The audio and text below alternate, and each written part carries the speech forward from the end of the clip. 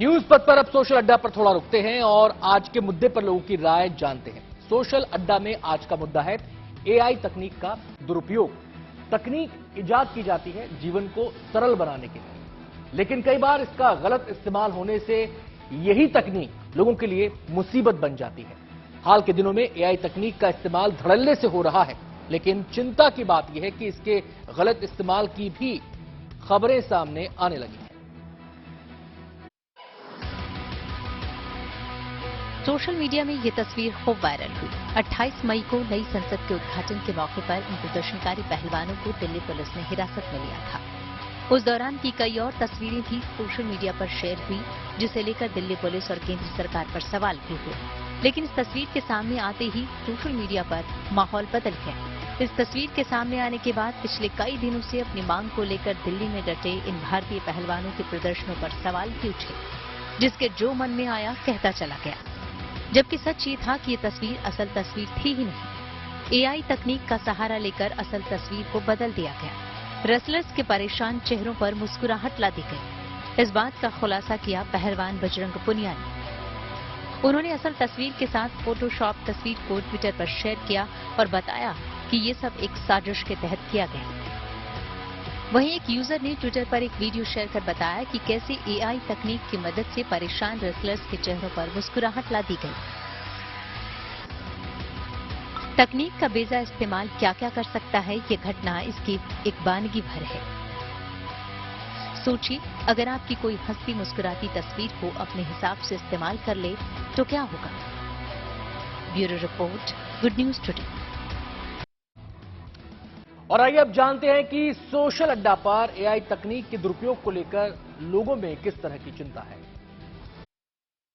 Artificial intelligence मतलब कृत्रिम होशियारी। अभी किसी को मारने के लिए गोली मारने की जरूरत नहीं है। फेसबुक पे उसने कोई सोशल मीडिया पे कोई अपनी पोस्ट डाली, जैसे मैं अपनी बच्ची के साथ अभी यहाँ इंडिया गेट पे आया हूँ, मैंने अच्छी सी तस्वीर खिंचाई, वो सोशल मीडिया में वायरल हो गई, सबके पास वो आ सकती है, डाउनलोड कर सकते हैं। और किसी और लड़की का फोटो इसके मुंह पे चिपका दिया और फिर उसको वायरल कर देते हैं, तो मेरे घर में तो पंगा हो जाएगा। ये है आर्टिफिशियल इंटेलिजेंस। अगर किसी को पछाड़ देना है, उसको नेस्त नाबूद कर देना है, तो उसको मालूम भी नहीं चलेगा कि उसके पीछे कौन पड़ा है, और घर में बैठा बैठा कंप्यूटर के ऊपर बटन दबा के ही वो उसको आर्टिफिशियल इंटेलिजेंस की मदद से उसको तबाह कर देगा। तो ये बड़ा डेंजरस है। तो कितना हार्मफुल है ये डेंजरस है। जैसे कि मैं घर पे बता के मैं दिल्ली जा रहा हूँ, अगर ये पता चलता है बाद में बॉम्बे गया हूँ, तो ये मेरी नेगेटिव इमेज भी जाएगी, घर वालों की तरफ झूठ बोल के जा रहा है, तो ये मेरे लिए तो डेंजरस ही है ये। अब जो एडिटिंग वाला फीचर है वो सोशल मीडिया के लिए काफी घातक साबित हो रहा है। देखिए, हर चीज़ का बेनिफिट भी होता है और नुकसान भी होता है, तो अपने ऊपर है कि आप उसको किस तरीके से इस्तेमाल करते हो। अब एआई काफ़ी काम का भी है, लेकिन अब इस तरीके से इस्तेमाल करेंगे तो मतलब समाज के लिए भी हानिकारक है और ये गलत इम्पैक्ट डालता है सोसाइटी पे। आपकी कोई फ्रेंड है और उसकी फोटो आपके साथ एडिट कर दी, तो आप उसको कैसे प्रूफ कर पाएंगे? अब प्रूफ तो कैसे, ये तो मेरे फैमिली को भी पता है कि मेरे उस फ्रेंड के साथ क्या रिलेशन है। तो बेसिकली अगर मेरी फैमिली को इतना तो ट्रस्ट होना चाहिए, बट कहीं जाके तो इतने लोग भी बोलेंगे, आसपास की सोसाइटी वाले ही बोलेंगे, तो फैमिली पे भी उस चीज़ का इम्पैक्ट पड़ेगा। एक टाइम पे उनके मन में भी डाउट्स आने चालू होंगे, तो फिर उससे मेरे को भी बहुत ज़्यादा डिसएडवांटेज होगा। स्ट्रिक्ट लॉज आने चाहिए।